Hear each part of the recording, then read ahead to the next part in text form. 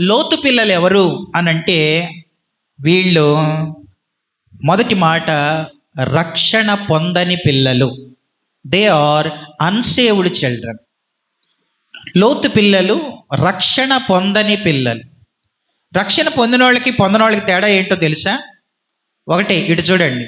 పొందిన వాళ్ళు ప్రభువులో స్థిరంగా ఉంటారు, పొందని వాళ్ళు అస్థిరంగా ఉంటారు. పొందిన వాళ్ళు స్థిరంగా ఉంటారు, పొందని వాళ్ళు అస్థిరంగా ఉంటారు.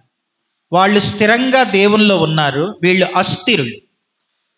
లోతు పిల్లలు అస్థిరంగా ఉండటానికి కారణం వీళ్ళకి రక్షణే లేదు, వీళ్ళకి రక్షణ లేదు. రక్షణ లేకపోతే రక్షణ పొందని పిల్లలు ఎవరైనా అస్థిరంగా ఉంటారు.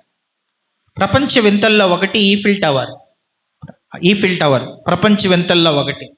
అది మనం ఇలా చూడలేము, దాన్ని చాలా దూరం నుంచి అలా చూడాలి. మరి ఎంత గాలి, బలమైన